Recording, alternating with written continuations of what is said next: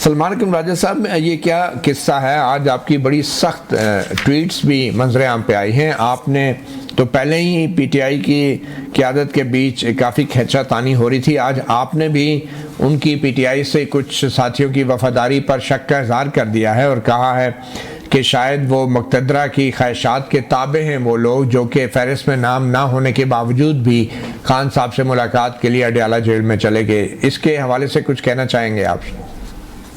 देखिए, ये बात तो बिल्कुल वाज़ेह है ना कि जब हम एक लिस्ट देते हैं कोर्ट के ऑर्डर के तहत जो एक तयशुदा लाया अमल है, आप कैसे फैसला करते हैं कि इस लिस्ट को हमने रद्द करना है और अपनी मर्जी से आप कोई लोग जो हैं भेजते हैं। उन लोगों को इतला भी होती है कि भाई तुम पहुंच जाना, तुम्हें हम अंदर भेज देंगे। हमने तो इतला किसी को नहीं दी कि आप लोगों ने वहां जाने हैं जिनके नाम लिस्ट में नहीं है। तो मैं ये सवाल करता हूं कि पार्टी का नज्म किधर है? पार्टी का जो एक डिसिप्लिन होना चाहिए और एक ख्याल होना चाहिए। हमने लाहौर से लोगों को बुलाया हुआ था, हाई कोर्ट बार के प्रेसिडेंट साहब आए हुए थे, डिस्ट्रिक्ट बार के प्रेसिडेंट साहब आए हुए थे। मेरे इर्द गिर्द गार्ड लग गई, मुझे सड़क पे रोक दिया गया, मेरी गाड़ी के गिर्द मुसल्ला सिपाही खड़े हुए थे, मैं पैदल चलने की मैंने कोशिश की तो मुझे रोक दिया गया। इस सब के बावजूद आप दंदनाते हुए 4 लोग जो हैं अंदर चले जाते हैं, तो सवाल तो उठेगा ना। तो मैं बिल्कुल सवाल ये उठाऊंगा, ये एक नज्म की बात है। खान साहब से मिलने की ख्वाहिश जितनी मर्जी आपको हो, लेकिन आपको ये सवाल अपने आप से करना चाहिए कि मुझे क्यों भेजा जा रहा है जब इन लोगों को रोका हुआ है, इनके गिर्द गार्ड लगी हुई है, तो मैं क्यों जा रहा हूँ? ये सवाल तो उन लोगों को करना चाहिए अपने आप से और उसका जवाब कहीं ढूंढना होगा हमें। तो लेकिन देखिए, ये नज़म की जिम्मेदारी तो सलमान राजा साहब आपकी है ना बतौर सेक्रेटरी जनरल, तो क्या आप शो का नोटिस जारी करेंगे? क्या वजाहत मांगेंगे उनसे? बिल्कुल मांगूंगा और मैंने मांग ली है ना वजाहत। ये लोगों को बताना पड़ेगा कि कहां से इनको पैगाम आया कि आप लोग पहुंच जाना, हम आपको अंदर कर देंगे, भिजवा देंगे, और क्यों गए ये? जब बहनें बैठी हुई हैं, बहनों को नहीं जाने दिया जा रहा। देखिए, वो धरना देने नहीं आई थी, वो अपने भाई से मिलने आई थी। उन्होंने ये कहा था कि अगर कानून के मुताबिक हमें ना मिलने दिया तो फिर हम धरना देंगे। अच्छा, कुछ लोगों का ख्याल है कि इमरान खान की बहनों का नाम आपने फहरिस्त में शामिल क्यों नहीं किया? नहीं, उनका नाम नहीं शामिल होता। देखिए, फहरिस्त बनती है सिर्फ वकला की और दोस्तों की, रुफका की। खानदान का तो पता ही है, 3 बहनें हैं और एक उनके साथ उनका भांजा होते हैं, वो तो पिछले 2 साल से आ रही हैं। उनका नाम देने की कोई जरूरत नहीं थी, वो नाम उस एसओपी में नहीं शामिल। तो उन्होंने तो जाना ही होता है। इन्होंने कहा 2 बहनों को हम जाने देंगे, रीमा आपा को नहीं जाने देंगे। किसका इस्तेकाक है? उन्होंने ये मानने से इनकार कर दिया कि आप पिक एंड चूज कर सकते हैं, और ये बुनियादी बात है कि हम क्या मुक़तदरा की ख्वाहिशात के ताबे हैं या कानून और अदालत के ताबे हैं। इसलिए तीनों ने जाने से इनकार किया। अच्छा सलमान साहब, आपके इस बयान के मुताबिक अब बैरिस्टर गौहर अली खान भी फहरिस्त में नहीं थे, बैरिस्टर अली जफर भी नहीं थे, अली इमरान भी नहीं थे, रजिया सुल्ताना भी नहीं थी, तो अब इन चारों ने जो है पार्टी के अवान भी नहीं थे। देखें जी, इन चारों ने डिसिप्लिन की खिलाफ वर्जी की, आप ये कह रहे हैं? देखिए, बैरिस्टर गौहर का मामला थोड़ा फर्क है क्योंकि वो खुद कोऑर्डिनेटर हैं बतौर चेयरमैन। जो 3 कोऑर्डिनेटर खान साहब ने मुकर्रर किए हैं, मैं, बैरिस्टर गौहर और इंतजार मंजोता साहब, तो ये तो रखते हैं इस्तेकाक के नाम दे सकते हैं, मौके पे भी नाम दे सकते हैं। लेकिन जिन लोगों का नाम किसी ने नहीं दिया, ना मैंने दिया, ना बैरिस्टर गौहर ने दिया, कोई लिस्ट नहीं गई उनके नामों वाली, तो उनको बिल्कुल जवाब देना होगा कि वो क्यों गए अंदर। तो आप बैरिस्टर अली जफर, अली इमरान और रजिया सुल्ताना को शोकाज जारी कर रहे हैं? कोई ना कोई पार्टी के अंदरूनी जो एक नज़म है उसके मुताबिक सवाल जवाब होगा। तो अच्छा, आपके ख्याल में अब ये क्यों ऐसा हो रहा है? हुकूमत वैसे भी पीटीआई के हवाले से बहुत सी अब खबरें सामने आ रही हैं, तज्ज़िये आ रहे हैं कि पीटीआई के कायदीन जो हैं आपस में दस्तो गरेबां हैं और तकसीम है, फूट पड़ गई है, कोई इस्टेब्लिशमेंट से मिलना चाहता है, कोई नहीं मिलना चाहता। तो इस हवाले से कुछ आप वजाहत करना चाहेंगे? देखिए, वजाहत तो क्या हो सकती है, अब जो तफ्तलश है वो आपके सामने है। जो गुफ्तगू हुई है पिछले चंद दिनों में या चंद हफ्तों में, वो काबिल अफसोस है लेकिन हुई है। लेकिन मैं नहीं समझता कि ये कोई मुस्तकिल दरार है। खान साहब का हुक्म जो है वो सब पर वाजिब है और उनके हुक्म के मुताबिक मैं समझता हूँ पार्टी फिर नज़म में जरूर आ जाएगी। ये एक वक्ती मामला है जो हुआ है, लोगों की अपनी इलाकाई मामलात होते हैं, रकावटें होती हैं, वो सामने आ जाती हैं, लेकिन पार्टी खान साहब के पीछे मुत्तहिद है। तो अली अमीन गंडापुर और बैरिस्टर साहब एक तरफ हैं, दूसरी तरफ जो हैं वो तैमूर झगड़ा हैं और आतिफ खान हैं, और इनके हवाले से जो इख्तलाफात हैं, क्या कर रहे हैं आप? देखिए, ये होते हैं पार्टियों में, हर पार्टी में ऐसे होते हैं। असल बात ये है कि इन इख्तलाफात की वजह से पार्टी को नुकसान ना पहुंचे, और मुझे खासा यकीन है कि नुकसान नहीं पहुंचेगा। खान साहब से मुलाकात जब हमारी हो जाएगी और ये मामलात हैं जो खान साहब के सामने रखे जाने जरूरी हैं, तो उनकी हिदायत के मुताबिक ये तमाम तनाज़ात हल हो जाएगा। बहरहाल खान साहब भी मुलाकातों से इनकार नहीं कर सकते। ये आपने कहा कि जो फहरिस्त दी है उसके अलावा जो लोग मिलते हैं उनको मालूम नहीं था। देखिए हुआ ये है कि अब 3 हफ्तों से चूंकि मेरी उनसे मुलाकात नहीं हो पा रही, तरीका तो ये था कि मेरी उनसे एक मुलाकात हो, अगली मुलाकात की लिस्ट उसी दिन उनसे ले ली जाए। अब वो अमल होने नहीं दिया गया। जब से हाई कोर्ट का ऑर्डर हुआ फुल बेंच का, उसके बाद से मेरी मुलाकात खान साहब से नहीं हुई। इसलिए जो लिस्ट आ रही हैं, खान साहब को पहले से इल्म नहीं है कि कौन सी लिस्ट गई है। जो लोग आते हैं वो समझते हैं ये शायद लिस्ट के मुताबिक हैं, उनको ये बताना होगा कि ये लिस्ट के मुताबिक नहीं। चलें ठीक, ये उन पे मुसल्लत किया जा रहा है। सर आप ये बताएं कि बैरून मुल्क से भी अब इंकशाफात हो रहे हैं कि ओवरसीज पाकिस्तानियों का एक वफ्द जो है खान साहब से अक्टूबर नवंबर में अडयाला जेल में मिला था, तो इस चीज को क्यों खुफिया रखा गया खान साहब की तरफ से और पीटीआई की तरफ से?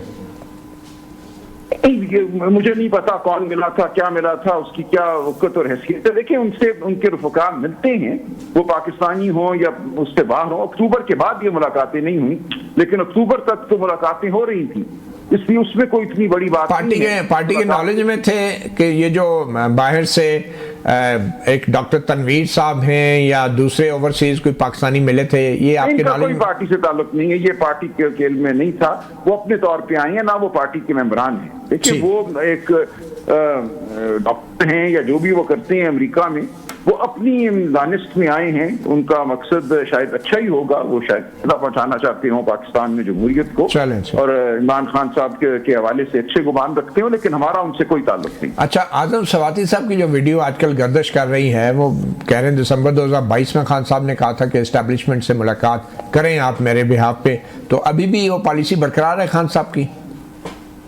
बिल्कुल। देखिए खान साहब ने कभी गुफ्तगू से इनकार नहीं किया। हमारा मौक़िफ़ ये है कि इस मुल्क में जमहूरियत और आइन ने अगर बहाल होना है तो जो ताकत हायल है उससे आपको बात करना होगी। 16 सीटें जीतने वाली पार्टी तो इस मुल्क के निज़ाम को मुरतब नहीं कर रही, तो हमारी यही डिमांड है कि आइन और कानून के मुताबिक काम होने दो, इस मुल्क में शफाफ इलेक्शन होने दो।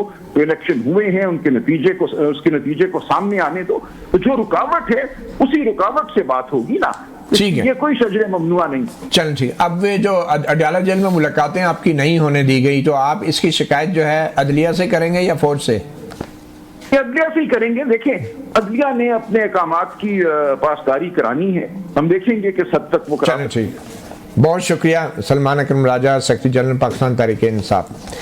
जी साकिब, इस्लामाबाद हाई कोर्ट का हुक्म था, मुलाकातों का एक तरीका वज़ा किया गया था, तो ये क्या मिसअंडरस्टैंडिंग है कि हर बार ये ड्रामा होता है अडयाला जेल के बाहर? कोई मिसअंडरस्टैंडिंग नहीं है, मेरा ख्याल है बड़ा क्लियर कट ये ऑर्डर था। लेकिन जब अदलिया अपने ही जजेस के जब ऑर्डर्स को उसकी पैरवी ना हो रही हो, अमल ना हो रहा हो, अब उस किस्म के केसेस को साइडलाइन कर दें। मतलब जस्टिस सरदार एजाज शाह खान, मिशाल यूसुफजई के केस में उनके ऑर्डर की एक दफ़ा, दूसरी दफ़ा, तीसरी दफ़ा वायलेशन हो रही थी, उन्होंने कंटेम्प्ट की वो कार्रवाई कर रहे थे।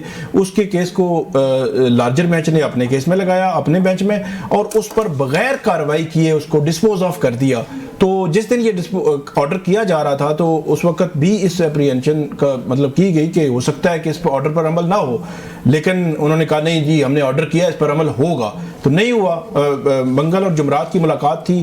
थर्सडे को शिबली फराज साहब ने कंटेम्प्ट की पिटीशन फाइल की।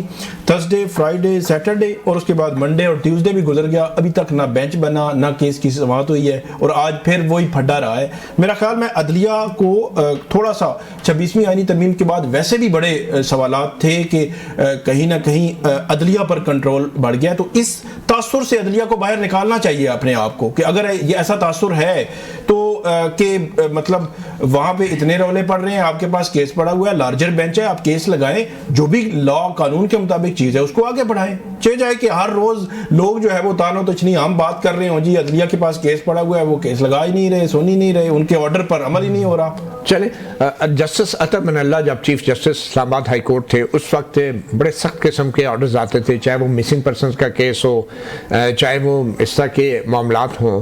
तो अब 1 to 10 का अगर एक रेंज रखा जाए, जस्टिस अतर मनल्ला को अगर आप 10 नंबर देते हैं लेट्स से, तो इस वक्त जस्टिस सरफराज डोगर साहब की जो अदालत है उसको कितने नंबर देंगे अपनी अथॉरिटी जिताने के हवाले से? सरफराज डोगर साहब लाहौर हाई कोर्ट में 15 नंबर पर थे और वो यहाँ पे पहले नंबर पर आ गए हैं, तो मेरे ख्याल में वो पहले नंबर ही होगा। हम कौन होते हैं नंबर देंगे? चले अब सुप्रीम कोर्ट की तरफ आ जाते हैं। ये तो चले इस्लामाबाद हाई कोर्ट और उसके अहकामात का हशर है ना जो हम देख रहे हैं।